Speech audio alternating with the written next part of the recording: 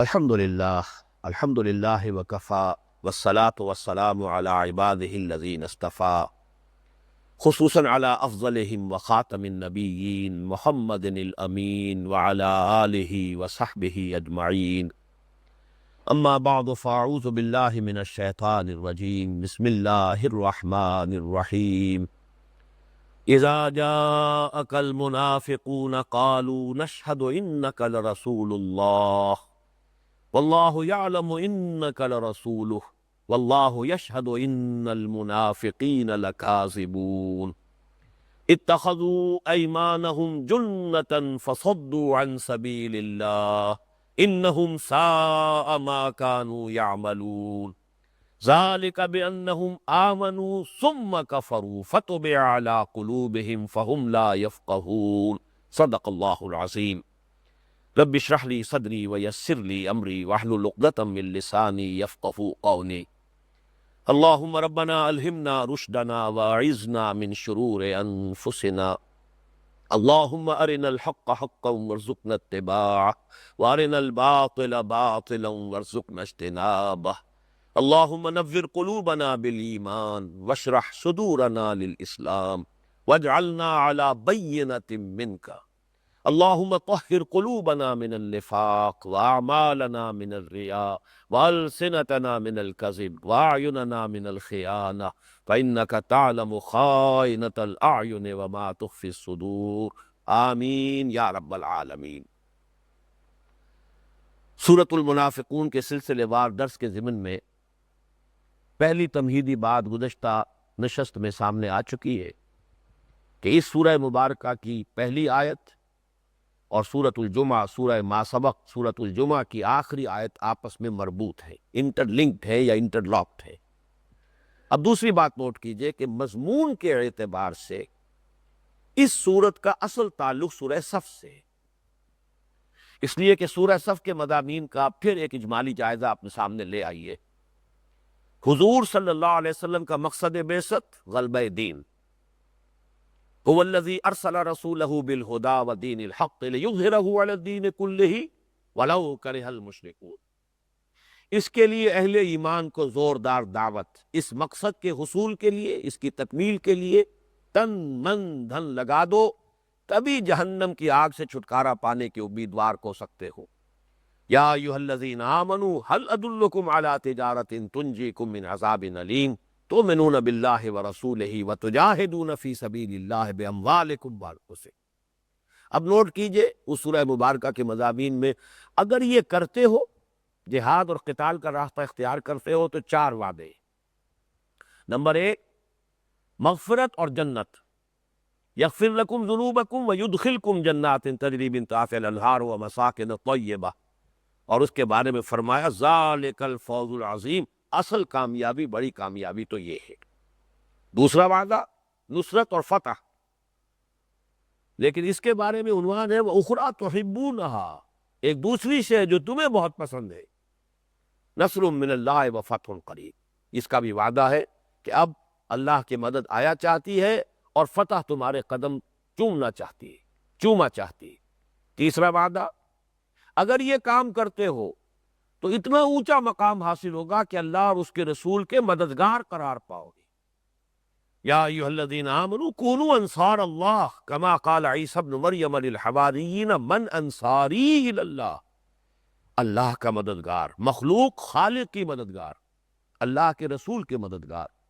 اور چوتھا وعدہ، یہ جہاد اگر قتال کے درجے تک پہنچ گیا اور تم ثابت قدم رہے تو جو بلند ترین روحانی منزل ہو سکتی ہے محبوبیت رب۔ ان اللہ یحب الذین یقاتلون فی سبیلہ صفا کانہم بنیان مرصوص۔ کرتے ہو تو یہ چار وعدے، اگر اس سے راہ فرار اختیار کرتے ہو، گریز اور پسپائی کا راستہ اختیار کرتے ہو، پہلوتہی کرتے ہو، اعراض کرتے ہو، تو سن لو جہنم سے چھٹکارا پانے کی امید بھی امید موہوم ہے۔ یا ایھا الذین آمنوا هل ادلکم علی تجارۃ تنجیکم من عذاب علیم، یہ کرو گے تو نجات ملے گی عذاب علیم۔ نمبر دو، پھر گویا کہ تم مماثل ہو جاؤ گے یہود کے۔ چار آیتوں میں جو نقشہ کھینچا گیا، یہ یہود کا کہ ان کا کردار کیا تھا، گویا کہ پھر تم تیار رہو کہ تم اللہ تعالیٰ کے مغضوب علیہم قرار پاؤ گے، جیسے ضربت علیہم الذلۃ والمسکنۃ وباؤوا بغضب من اللہ، یہی تمہاری جو ہے یہی حال تمہارا ہو جائے گا اگر اس نقش قدم پر چلے۔ اور تیسری بات یہ کہ یہ معاملہ پھر در حقیقت قول اور عمل کے تضاد کا ہے۔ لما تقولون ما لا تفعلون کبر مقتا عند اللہ ان تقولوا ما لا تفعلون، چنانچہ یہی قول و عمل کا تضاد ہے کہ جو آگے بڑھ کر نفاق کی شکل اختیار کرتا ہے، اور اس پر جامع ترین صورت جو ہے جیسا کہ میں عرض کر چکا ہوں وہ سورۃ المنافقون۔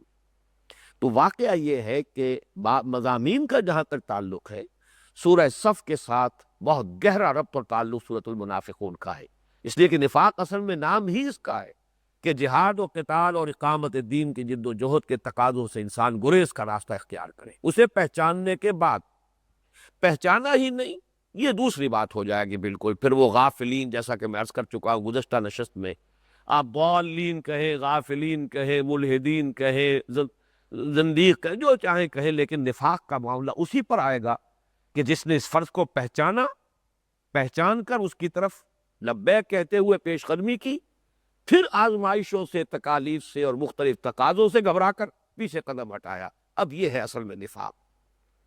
تمہیدی مضامین میں تیسری بات یہ ہے کہ اس سورہ مبارکہ کا بھی تجزیہ کر لیجئے، اور اس تجزیے میں معذرت خواہ ہوں کہ میں الفاظ جو ہے میڈیکل ٹرمز استعمال کر رہا ہوں، اس لیے کہ بنیادی بات یہ ہے کہ جب یہ مرض کی بڑھی ہوئی شکل ہے، اس کی مثال پہلے میں دے چکا ہوں کہ ٹی بی کی 3 سٹیجز کی طرح اس نفاق کی بھی 3 سٹیجز ہیں۔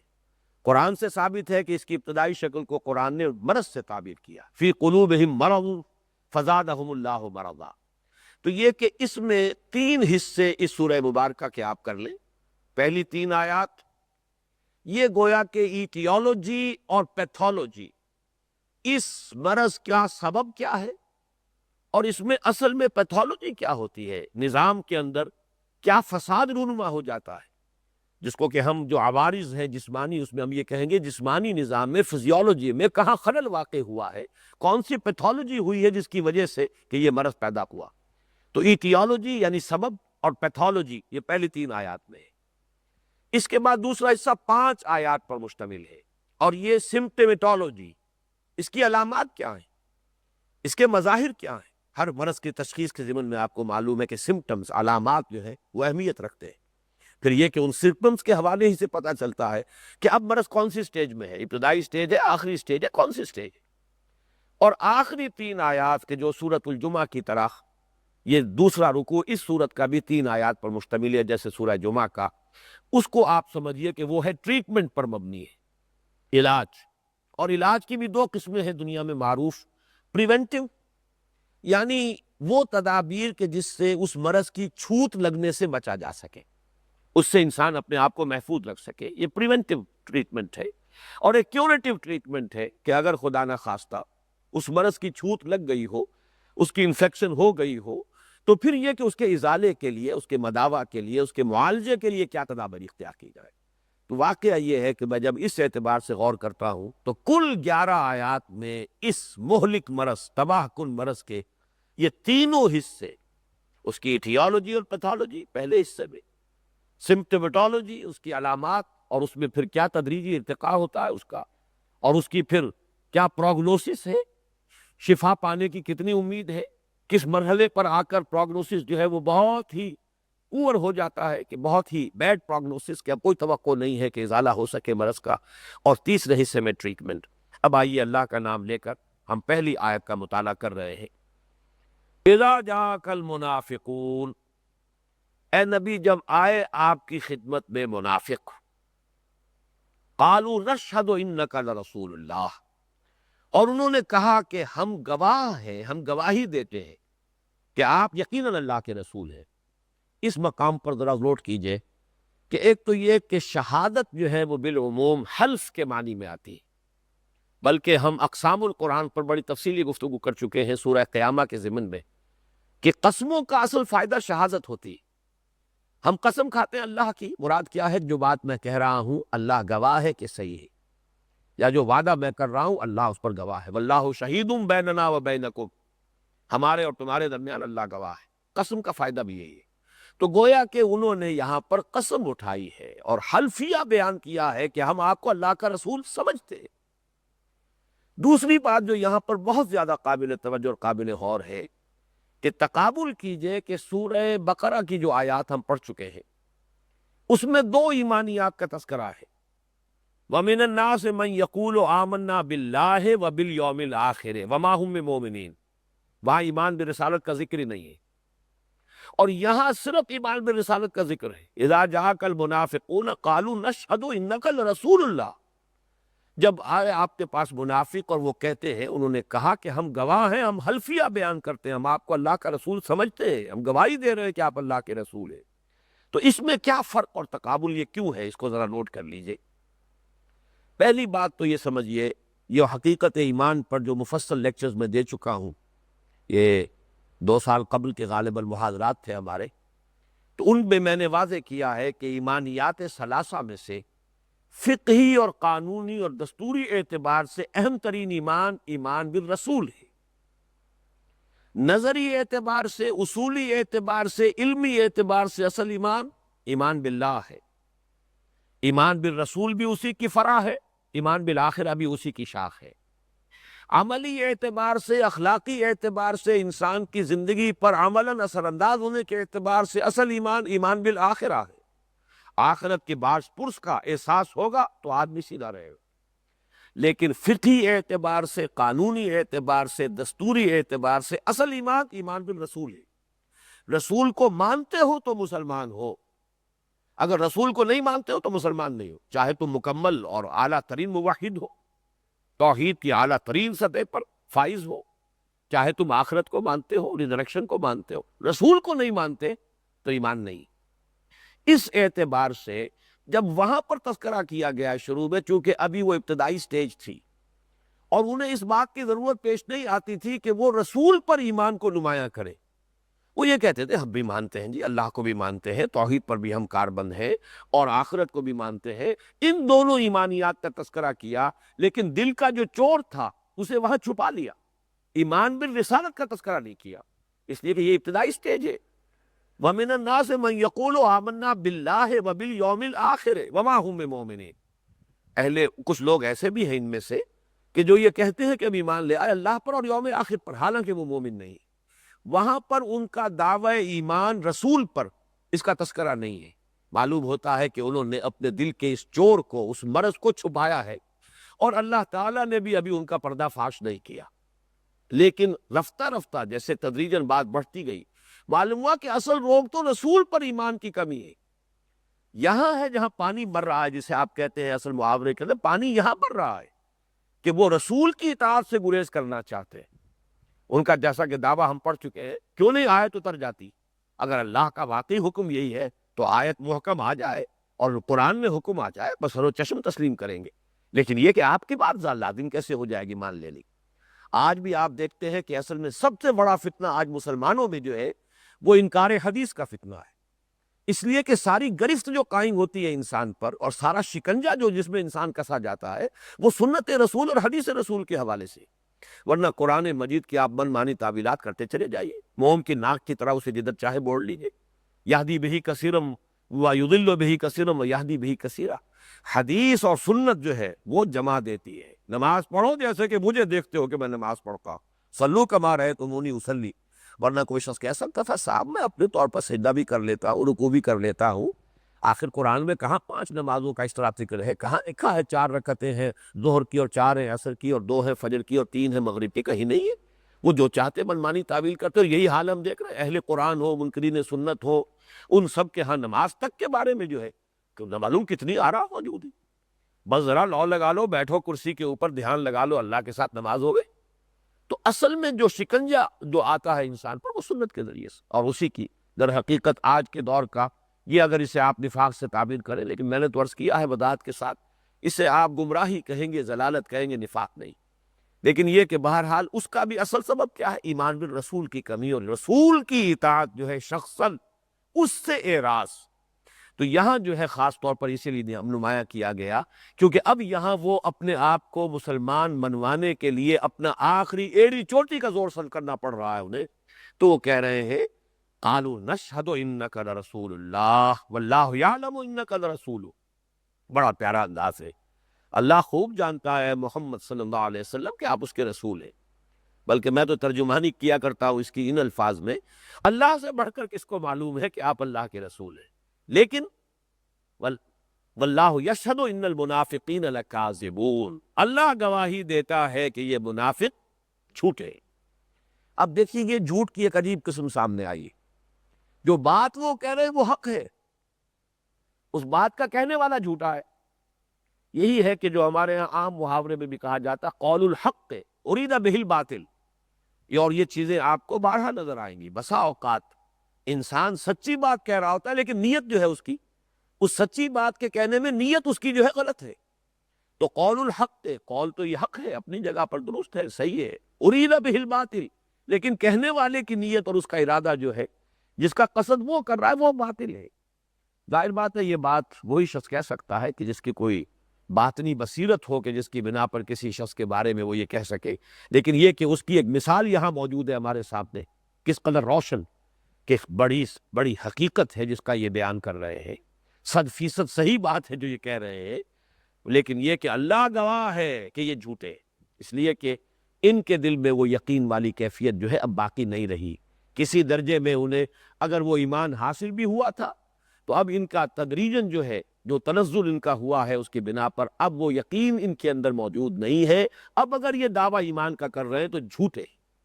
اور یہیں سے ایک بات اور آپ نے نوٹ کر لی کہ نفاق کے ضمن میں سب سے پہلی شے جھوٹ ہے. سورہ بقرہ میں بھی ہم نے دیکھا تھا وَلَهُمْ عَذَابٌ عَلِيمٌ بِمَا كَانُوا يَكْسِبُونَ. اصل جو ہے اگر ایک لفظ میں آپ اس کو بوائل ڈاؤن کریں گے تو کذب ہے. وہ دونوں حدیثیں جس میں نفاق عملی، جس کو عام طور پہ کہا جاتا ہے، یا جو نفاق کی علامات ہیں، اس میں اذا حدث کذب، یہ پہلا وصف یہی ہے، جب بولے جھوٹ بولے. یہاں پر بھی پہلی آیت جو ہے اس میں جو لفظ آیا ہے واللہ یشہد ان المنافقین لکاذبون، اللہ گواہی دیتا ہے کہ یہ منافق یقیناً جھوٹے.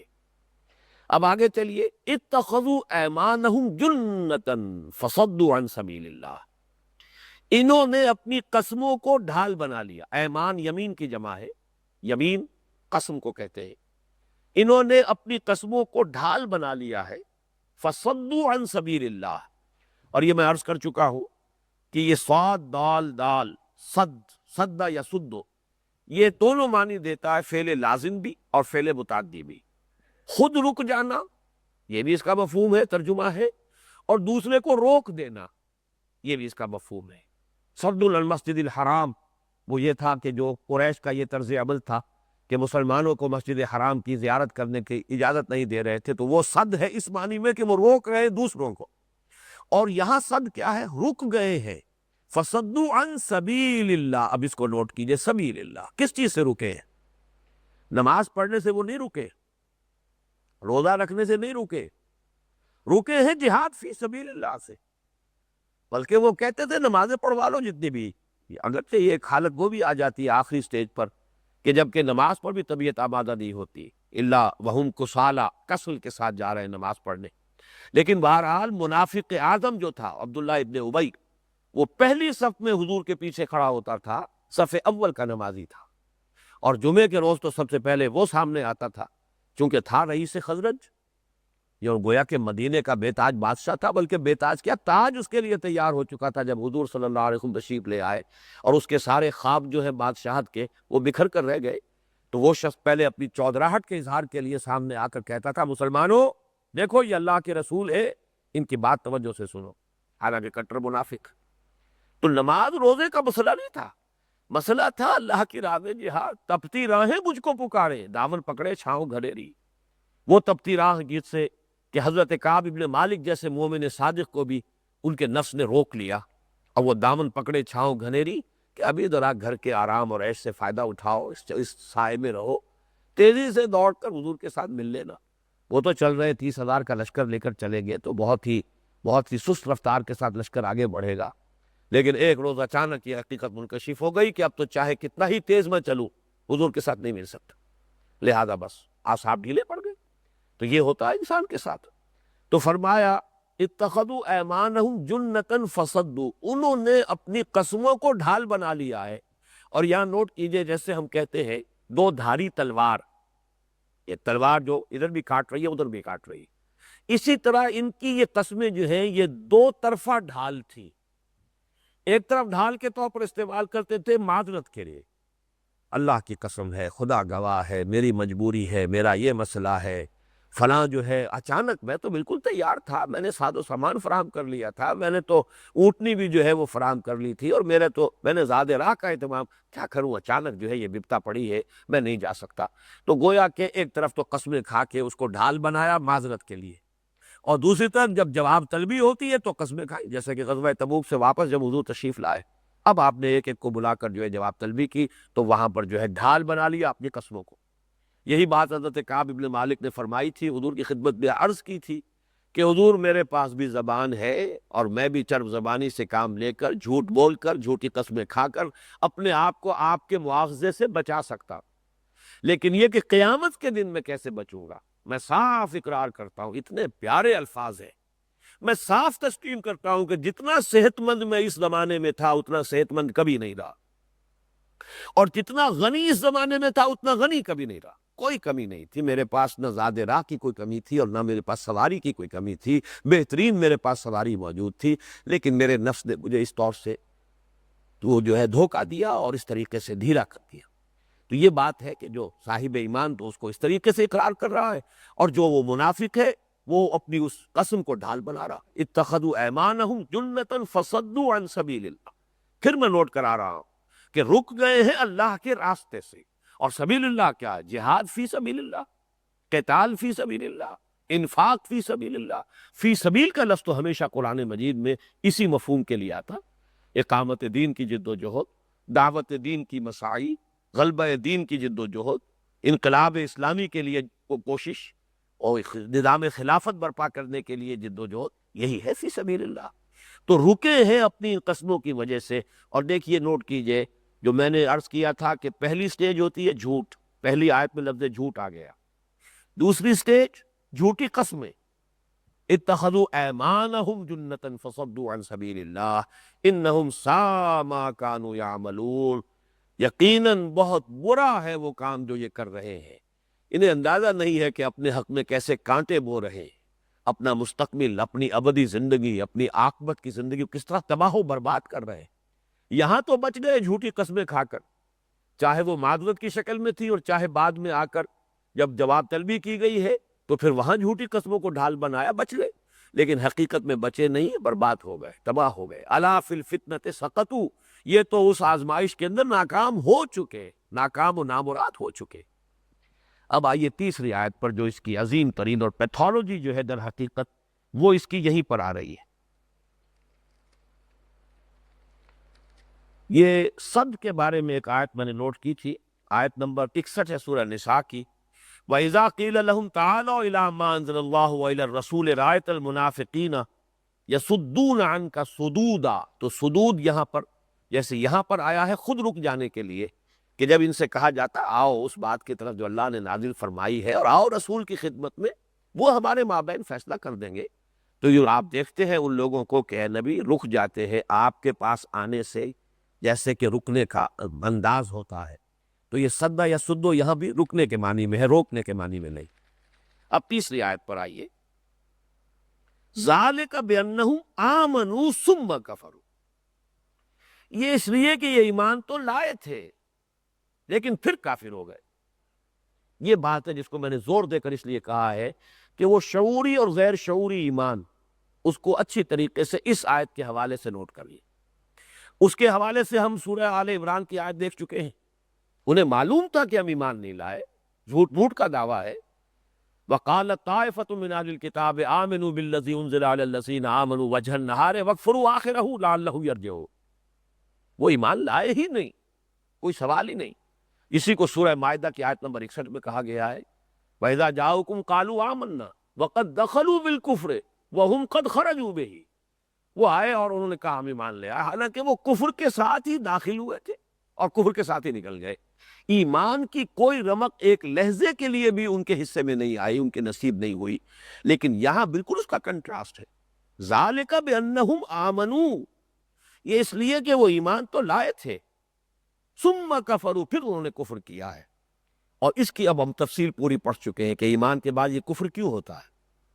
ایمان لے آئے، نیک نیتی سے ایمان لے آئے، لیکن یا تو طبعاً کمزور ہیں، یا یہ کہ مال، اولاد، اپنی جان، رشتے اور اقارب، دنیا کی دولت، جائیداد، اس کی محبت اللہ کی محبت سے بڑھ کر ہے۔ یہ دو کیفیتیں ہیں۔ یا طبعاً انسان کمزور ہے، قوت ارادی ہے ہی نہیں۔ یہ میں پھر بار بار اس لیے کہتا ہوں کہ ایسے لوگ ہوتے ہیں، اللہ نے سب لوگوں کو برابر پیدا نہیں کیا ہے۔ خدا پنج انگوش یکساں نہ کر، نہ ہر زن دنست اور نہ ہر مرد مرد۔ تو کچھ لوگ قوی ہوتے، جیسے کہ حضور کی بڑی پیاری حدیث ہے، الناس کالمعادن، لوگوں کی مثال معدنیات کی سی ہے۔ اب اگر کوئی کان ہے لوہے کی، اس میں سے لوہا نکلے گا۔ آپ اس اور کو جتنا بھی صاف کر لیں گے، بہرحال وہ سونا تو نہیں بنے گا نا، وہ بنے گا تو لوہا ہی۔ جو چاندی کی اور ہے، اسے جتنا چاہے صاف کر لیں، اسے چاندی ہی وجود میں آئے گی، امپیورٹیز علیحدہ ہو جائیں گی، لیکن نکلے گی چاندی، سونا تو نہیں نکلے گا۔ سونا تو برآمد ہوگا سونے کی کان سے، جہاں پر اور سونے کی۔ تو انسانوں کی بھی مثال یہی ہے، اللہ تعالیٰ نے کوئی انسان ایسے پیدا کیے جیسے سونا، ان کی سرشت جو ہے وہ سونے جیسی ہے، سنہری، خالص۔ کچھ لوگ ایسے ہیں جو چاندی کے مانند ہیں، کچھ لوگ لوہے کے مانند ہیں، کچھ لوگ تانبے کے مانند ہیں۔ تو مختلف جو ہے، الناس کالمعادن، خیارکم فی الجاہلیت خیارکم فی الاسلام، جو تم میں سے بہتر لوگ تھے جاہلیت میں، وہی اسلام میں بہتر ہوئے۔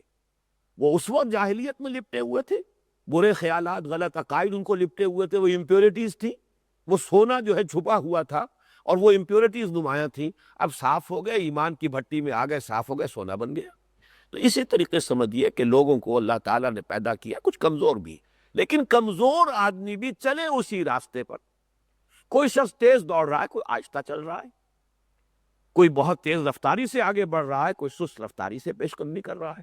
چلیے کوئی ایسے چل رہا ہے کہ کہیں ٹھوکر نہیں کھا رہا، کسی کو ٹھوکر لگ رہی، گر رہا، پھر اٹھ رہا ہے، پھر کمر کستا ہے، پھر آگے چلتا ہے۔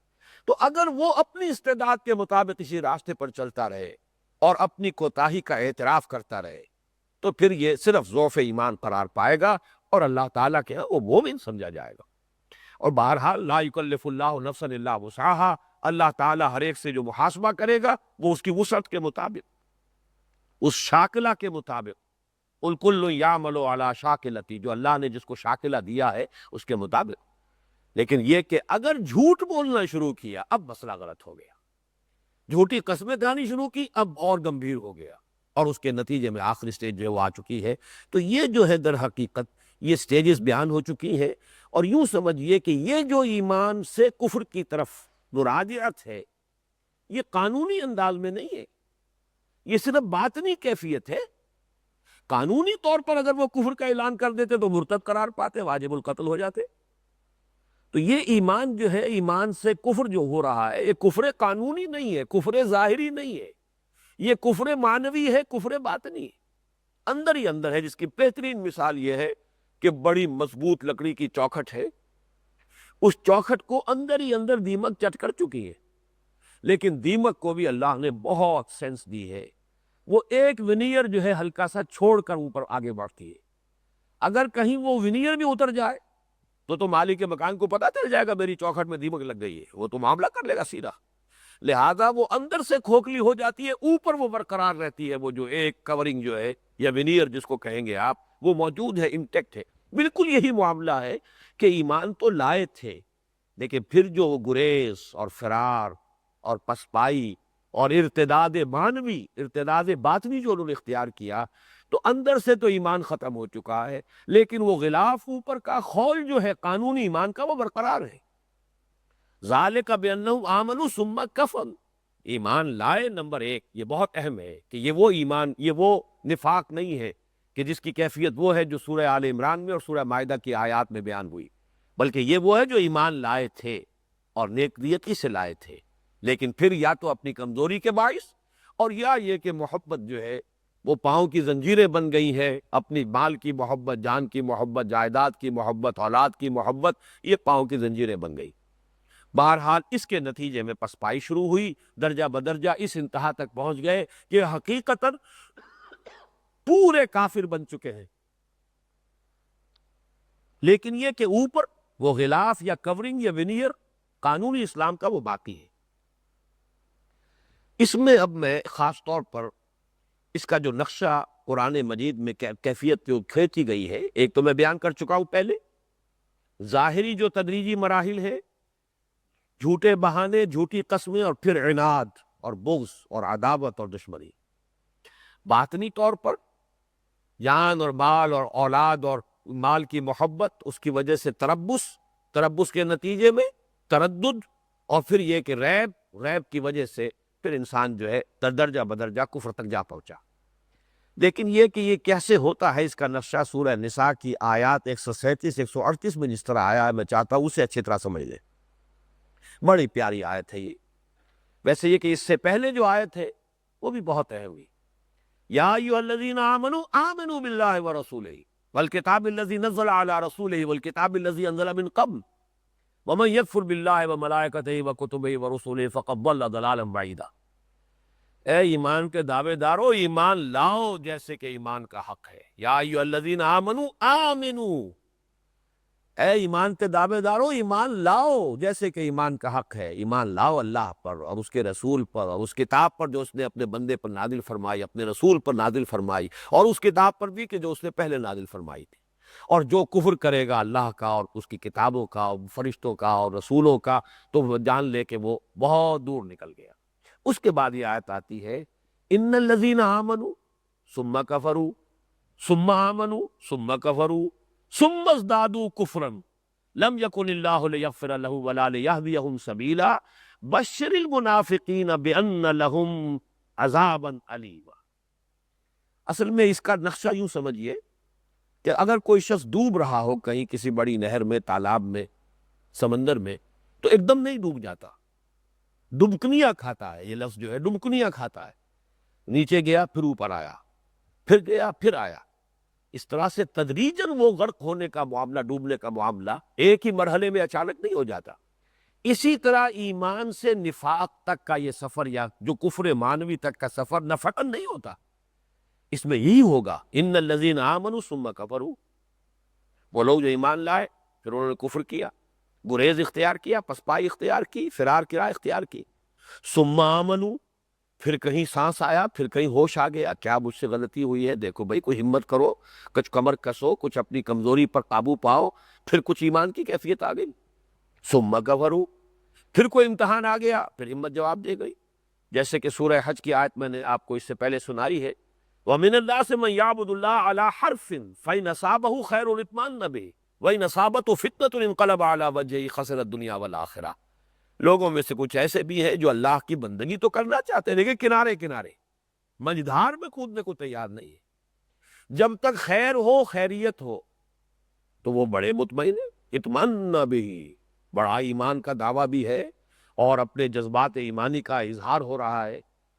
وَإِنْ أَصَابَتْهُ فِتْنَةٌ انقلب عَلَىٰ، کہیں آزمائش آ گئی، امتحان آ گیا، فتنہ آ گیا، ابتلا کا مرحلہ آ گیا، تو اپنے منہ کے بل اوندھے منہ گر پڑے۔ خسر الدنیا والآخرہ، یہ خسارہ ہے دنیا اور آخرت دونوں، وَذَلِكَ هُوَ الْخُسْرَانُ الْمُبِينُ۔ تو یہاں یہ عرض کر رہا ہوں کہ یہ ایک ہی مرتبہ کی بات نہیں ہے۔ ان الذین، اور ظاہر بات ہے کہ یہاں پہ یہ کفر قانونی مراد نہیں ہے، اس لیے کہ کفر قانونی تو ایک مرتبہ ہوتا تو مرتد کو قتل کر دیا جاتا، اگلی مرتبہ ایمان کی جو ہے نوبت آنے کا سوال نہیں ہے۔ یہ اصل میں وہ اندر ہی اندر کی دبکنیاں ہیں کہ اوپر تو ونیت جو ہے قانونی اسلام کا برقرار ہے، اندر ہی اندر کیفیت ہو رہی ہے کہ کچھ آدمی سہارا لیتا ہے، کچھ ہمت کرتا ہے، پھر گرتا ہے۔ تو ان الذین آمنوا ثم کفروا ثم آمنوا ثم کفروا ثم ازدادوا کفرا، جو لوگ ایمان لائے پھر کفر کیا، پھر ایمان لائے پھر کفر کیا، پھر کفر میں بڑھتے چلے گئے۔ ایک حد آتی ہے پھر، جیسا کہ میں نے عرض کیا تھا، تھرڈ سٹیج۔ یہاں بھی عجیب بات ہے کہ وہ تیسری سٹیجز آ رہی ہے، پہلے ایمان لائے پھر کفر کیا، اس کو آپ کہہ سکتے ہیں، تعبیر کر سکتے ہیں، سٹیج فرسٹ، ثم آمنوا ثم کفروا، سٹیج سیکنڈ، ثم ازدادوا کفرا، پھر وہ کفر میں بڑھتے چلے گئے۔ یہ ہے وہ تھرڈ سٹیج کہ اب گویا کہ تمکن ہو گیا اسی کیفیت کے اوپر، جم گئے، جیسے پھر آدمی جاتا ہے اور نیچے ہی بیٹھ جاتا تہ کے اندر۔ ان الذین آمنوا ثم کفروا ثم آمنوا ثم کفروا ثم ازدادوا کفرا لم یکن اللہ لیغفر لهم، اللہ ہرگز ان کو بخشنے والا نہیں۔ یہ وہی بات ہے سواء علیہم استغفرت لہم ام لم تستغفر لہم لن یغفر اللہ لہم یا استغفر لہم او لا تستغفر لہم ان تستغفر لہم 70 مرۃ فلن یغفر اللہ لہم. تو لم یکن اللہ لیغفر لہم، ہرگز نہیں، اللہ کی یہ شان نہیں ہے، اللہ کا یہ معاملہ نہیں ہے کہ وہ ان کو بخش دے. ولا لیہدیہم سبیلا، اور نہ ہی یہ کہ انہیں اب کوئی راستہ دکھائے گا، جس کو میں کہتا رہا ہوں point of no return. Third stage پر پہنچنے کے بعد اب واپسی ممکن نہیں ہے. اسی لیے اس کا تذکرہ اس آیت میں آ رہا ہے. ذالک بانہم آمنوا ثم کفروا فطبع علی قلوبہم، طبع علی قلوبہم، اب ان کے دلوں کے اوپر مہر کر دی گئی. اور یہ وہ سزا ہے کہ جو دنیا میں نقد سزا جو آخری کسی انسان کو ملتی ہے، بدترین کافر کو، وہ جیسا کہ سورہ بقرہ ہی کی آیت نمبر 7 میں آیا ہے، ختم اللہ علی قلوبہم وعلی سمعہم وعلی ابصارہم غشاوہ ولہم عذاب عظیم. ختم قلوب، دلوں کے اوپر مہر ہو جانا. تو یا تو بدترین کافروں کا یہ انجام ہے، یا وہی لفظ یہاں آیا فطبع علی قلوبہم، پھر ان کے دلوں کے اوپر مہر کر دی گئی. فہم لا یفقہون، اب تفقہ سے عاری ہو چکے. یہ تفقہ وہ چیز ہے، اس حدیث میں بھی الفاظ آئے اذا فقہوا، خیارہم فی الجاہلیت خیارہم فی الاسلام اذا فقہوا. لیکن یہ تفقہ جو ہے، اصل فہم، حقیقت کا ادراک، حقیقت کا شعور، حقائق جو ہے کائنات کے کونیاں، ان کو صحیح صحیح انداز میں سمجھنا انسان کا، یہ ہے در حقیقت کہ جو اصل فہم ہے. لیکن یہ کہ وہ فہم انہیں حاصل، جیسے کہ اس صورت میں آپ دیکھیں گے وَلَٰكِنَّ الْمُنَافِقِينَ لَا يَفْقَهُونَ وَلَٰكِنَّ الْمُنَافِقِينَ لَا يَعْلَمُونَ، یہ آگے آ رہا ہے جو دوسرا حصہ ہے 5 آیات پر مشتمل، جس میں کہ علامات بیان ہوئی. بہرحال یہ پیتھولوجی جو ہے اس مرض کی، وہ اس آیت کے اندر ذالک بانہم آمنوا ثم کفروا. نمبر 1، اس کا تقابل کیجئے ان منافقین سے کہ جو جھوٹ موٹ ہی کے لیے ایمان لائے تھے، جن کا تذکرہ سورہ آل عمران کی آیت نمبر 63 میں ہے اور سورۃ المائدہ کی آیت نمبر 61 میں. اس کا تقابل ہو گیا ذالک بانہم آمنوا ثم کفروا. لیکن یہ ثم کفروا، ایک تو یہ نوٹ کیجئے کہ یہ کوئی فقہی کفر نہیں ہے، یہ مرتد قرار نہیں پائے، اوپر ونیئر اسلام کا، لیگل اسلام برقرار ہے، یہ اندر کا کفر ہے. اور نمبر 2 یہ کہ یہ ایک ہی مرتبہ میں نہیں ہو جاتا، یہ بار بار ہے، درجہ بدرجہ ہے، جس کو میں نے تدریجی مراحل قرار دیا ہے نفاق کے، کہ جو اس آیت مبارکہ میں یہ 137 138 ہے، ان الذین آمنوا ثم کفروا ثم آمنوا ثم کفروا ثم ازدادوا کفرا، یہ ہے در حقیقت درجہ بدرجہ وہاں پہنچانے والی بات. اور اس کا انجام دنیا میں وہ انجام ہے کہ جو بدترین کافروں کا ہے، فطبع علی قلوبہم، اور آخرت میں کافروں سے بھی بدتر ہے. یہ خاص نوٹ کیجئے، وہ آیت مبارکہ ہم شروع میں پڑھ چکے ہیں کہ ان المنافقین فی الدرک الاسفل من النار. یہ بھی سورہ نساء ہی کی آیت ہے کہ منافقین جو ہے یہ تو جہنم کے سب سے نچلے طبقے میں ہو. گویا کہ آخرت کے اعتبار سے معاملہ کافروں سے بدتر، اور دنیا میں سزا جو ہے اس کے برابر، ان کے لیے ختم قلوب، ان کے لیے طبع قلوب. تو یہ 3 آیات جو ہے پہلا حصہ ان پر مشتمل ہے. اب نوٹ کیجئے دوسرا حصہ ہم شروع کر رہے ہیں، جتنا وقت ہے اس کا فائدہ اٹھانا چاہیے. یہ علامات پر، اذا رأیتہم وَإِذَا رَأَيْتَهُمْ تُعْجِبُكَ أَجْسَامُهُمْ وَإِن يَقُولُوا تَسْمَعْ لِقَوْلِهِمْ كَأَنَّهُمْ خُشُبٌ مُّسَنَّدَةٌ يَحْسَبُونَ كُلَّ صَيْحَةٍ عَلَيْهِمْ هُمُ الْعَدُوُّ فَاحْذَرْهُمْ قَاتَلَهُمُ اللَّهُ أَنَّىٰ يُؤْفَكُونَ وَإِذَا قِيلَ لَهُمْ تَعَالَوْا يَسْتَغْفِرْ لَكُمْ رَسُولُ اللَّهِ لَوَّوْا رُءُوسَهُمْ وَرَأَيْتَهُمْ يَصُدُّونَ وَهُمْ مُسْتَكْبِرُونَ سَوَاءٌ عَلَيْهِمْ أَسْتَغْفَرْتَ لَهُمْ أَمْ لَمْ تَسْتَغْفِرْ لَهُمْ لَن يَغْفِرَ اللَّهُ لَهُمْ إِنَّ اللَّهَ لَا يَهْدِي الْقَوْمَ الْفَاسِقِينَ. یہ گویا کہ علامات کے ضمن میں جو میں نے 5 آیتیں گنوائی تھی، ان کو بھی سب ڈویژن اپنے ذہن میں رکھیے کہ پہلی 3 آیتیں یہ ہے، اور دوسری 2 آیتیں جو اس کے بعد کی ہے وہ در حقیقت آخری سٹیج والی بات ہے، کہ جس کا وہاں تذکرہ کیا گیا ہے کہ جو موربند کیسز کہلاتے ہیں میڈیکل اصطلاح کے اندر، کہ بالکل موت کے قریب پہنچ چکے ہو، ان کی علامتیں وہ ہے کہ جو اس کے بعد آیت نمبر 7 اور آیت نمبر 8 میں آئی. بہرحال آیت نمبر 4 پر توجہ کو مرکوز کریں. وَإِذَا رَأَيْتَهُمْ تُعْجِبُكَ أَجْسَامُهُمْ، معلوم ہوا کہ تن و توست ان کے خوب تر و تازہ قسم کے، بڑے چکنے چپڑے قسم کے جسم جو ہے، چہروں پر بڑی رونق نظر آئے گی. اس لیے کہ ظاہر بات ہے یہ سارا معاملہ دنیا کی محبت، دنیا کے مال کی محبت، ساری بھاگ دوڑ اسی کام کے لیے. تو ان کا جو جسم ہے، اے نبی جب آپ انہیں دیکھتے ہیں تو خوب بھاتے ہیں آپ کو، ان کے جسم بڑے اچھے لگتے ہیں، بڑے توانا معلوم ہوتے ہیں، بہت لہیم شہیم نظر آتے ہیں، بہت ہٹے کٹے نظر آتے ہیں. وَإِذَا رَأَيْتَهُمْ تُعْجِبُكَ أَجْسَامُهُمْ وَإِن يَقُولُوا تَسْمَعْ لِقَوْلِهِمْ، اور جب وہ کوئی بات کرتے ہیں تو آپ بڑی توجہ سے ان کی بات سنتے ہیں. وہ یہاں ہمارے یہاں کی کولوکیل لینگویج میں ہے کہ فرما خامخواہ معتبر، جو ذرا بھاری بھرکم شخص نظر آتا ہو لوگوں کی نگاہیں اس کی طرف اٹھتی ہیں کہ یہ کیا کہتے ہیں، ان کی رائے کیا ہے. وہ معتبری جو ہے ان کو گویا کہ اپنے اس وجود جسمانی جو جسہ ہے اس کی وجہ سے حاصل ہو جاتی. وہی نقشہ یہاں کھینچا گیا وَإِذَا رَأَيْتَهُمْ تُعْجِبُكَ أَجْسَامُهُمْ وَإِن يَقُولُوا تَسْمَعْ لِقَوْلِهِمْ. اس میں میں خاص طور پہ نوٹ کرانا چاہتا ہوں کہ 2 آیات آئی ہیں سورہ توبہ میں، اور وہاں جو ان کے مال اور اولاد کے بارے میں کہا گیا ہے کہ اس سے تم مرعوب نہ ہو، یہاں جسم ان کے اپنے جسم جو ہے ان کا ذکر ہے. وَإِذَا رَأَيْتَهُمْ تُعْجِبُكَ أَجْسَامُهُمْ، ان کے اپنے جسم جو ہے بڑے مرعوب کن ہیں. لیکن یہ کہ 2 جگہ کہا گیا ہے، مثلا آیت نمبر 55 ہے فَلَا تُعْجِبْكَ أَمْوَالُهُمْ وَلَا أَوْلَادُهُمْ. تو اے نبی آپ کی نگاہوں میں نہ کھب جائیں ان کے اموال اور ان کے اولاد. یہ جو کچھ دنیاوی ساز و سامان جو ہے، چونکہ ساری ان کی محنت اسی کے لیے، بھاگ دوڑ اسی کے لیے ہے، اس کی کثرت ہے ان کے پاس. فَلَا تُعْجِبْكَ أَمْوَالُهُمْ وَلَا أَوْلَادُهُمْ، تو نہ آپ کی نگاہوں میں کھبیں، نہ آپ کی نگاہوں میں کوئی وقت ہو ان کے اموال کی اور ان کے اولاد کی. اور بڑے سخت الفاظ ہیں انما یرید اللہ لیعظمہم بہا فی الحیات الدنیا وتزہق انفسہم وہم کافرون. اللہ نے ان کو مال اور اولاد کی یہ بہتات اس لیے دی ہے کہ اللہ یہ چاہتا ہے کہ اللہ انہی چیزوں کے ذریعے سے انہیں دنیا کی زندگی میں عذاب دے. یہ مال جو ہے یہ ان کے لیے سوہان روح بنے گا، اور یہی اولاد ان کے لیے جو ہے ان کی چھاتیوں کے اوپر مونگ ڈلے گی، دنیا کے اندر عذاب کا ذریعہ بن جائے گی یہی مال اور اولاد. اور غور کیجئے یہ بہت لرزا دینے والی باتیں ہیں. ظاہری اعتبار سے یہ چیزیں کتنی عمدہ نظر آتی ہیں، اور کسی کے ہاں ان چیزوں کی بہتات اور کثرت نظر آئے تو عام آدمی متاثر ہوتا ہے.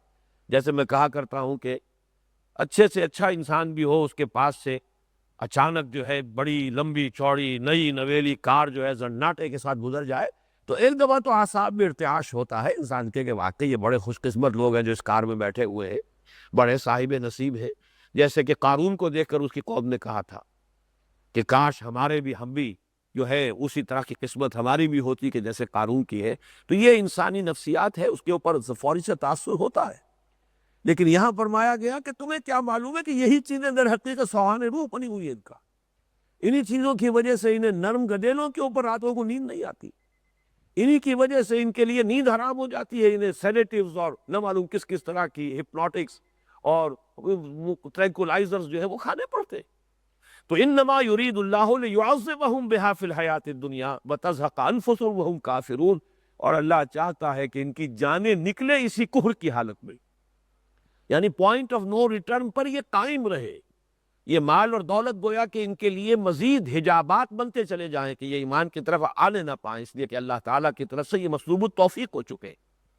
اس مضمون کی اہمیت کا آپ اس سے اندازہ کیجئے کہ ایک ہی صورت میں سورہ توبہ میں آیت نمبر 55 کے الفاظ یہ ہیں جو میں نے ابھی آپ کو سنائے، اور آیت نمبر 85 میں پھر دیکھیے صرف 1-2 حرفوں کا فرق ہے. فلا کی بجائے ولا، ولا تعجبک اموالہم، اس کے بعد دوبارہ لا نہیں آیا واولادہم. اے نبی تو ہرگز آپ کو آپ کی آنکھوں میں کھبنے نہ پائیں ان کی اولاد کی کثرت اور ان کے اموال کی بہتات. اور انما یرید اللہ ان یعذبہم بہا، لام کی بجائے لے کی بجائے ان، بس صرف یہ فرق ہے. اللہ تعالیٰ یہ چاہتا ہے ان یعذبہم فی الحیات بہا فی الحیات الدنیا، فی الدنیا، حیات کا لفظ بھی نہیں آیا. اللہ یہ چاہتا ہے کہ انہیں انہی کے ذریعے سے دنیا میں عذاب دے. وتزہق انفسہم وہم کافرون، اور ان کی جانیں نکلیں اسی حال میں کہ یہ اسی کفر کے اندر مبتلا. اور کفر وہی معنوی کفر، یہ کفر جو ہے قانونی کفر نہیں ہے، ظاہری کفر نہیں ہے، یہ ارتداد نہیں ہے، یہ حقیقت نفاق کو کفر سے تعبیر کیا جا رہا ہے. تو آج اسی حد تک جو ہے ہم اکتفا کر رہے ہیں. باقی اس پر جو تبصرہ ہے کأنہم خشب مسندہ یحسبون کل صیحۃ علیہم ہم العدو فاحذرہم قاتلہم اللہ وَأَنَّىٰ یؤفکون۔ اس پر انشاءاللہ گفتگو اگلی نشست میں ہوگی۔ بارک اللہ لی ولکم فی القرآن العظیم ونفعنی وإیاکم بالآیات والذکر الحکیم۔